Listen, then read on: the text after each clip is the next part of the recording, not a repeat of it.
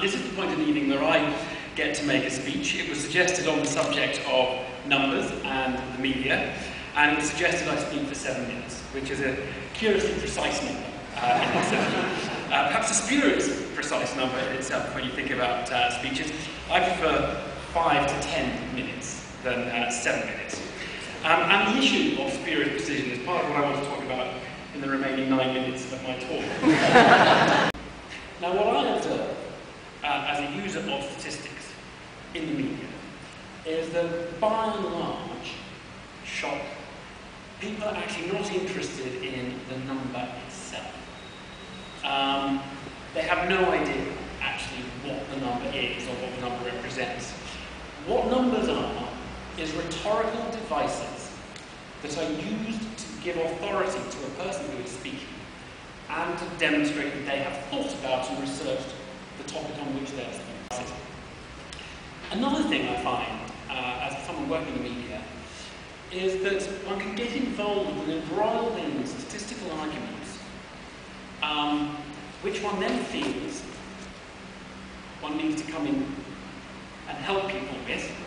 And we have all these wonderful fact-check kind of things, fantastic during the election, Tim Harford and others, Catherine Newman at Channel 4 and several of them, fact-checking. And sometimes you just want to say, but actually, what is the point of checking this fact?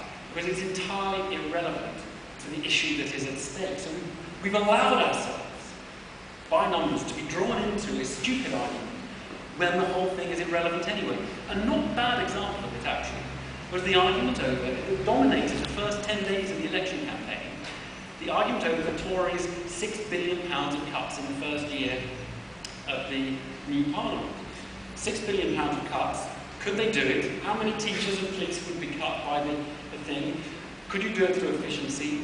Well, first, none of this was knowable, least of all by the Conservative Party. None of it was knowable. You couldn't disprove it or prove it. There was no detail on it.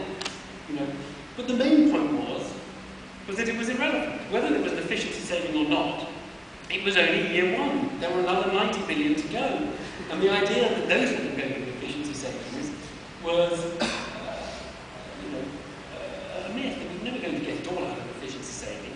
And so it was a bit frustrating, really, to find oneself drawn into the argument over the 6 billion and trying to help people with the 6 billion, while also saying, but don't worry about the 6 billion.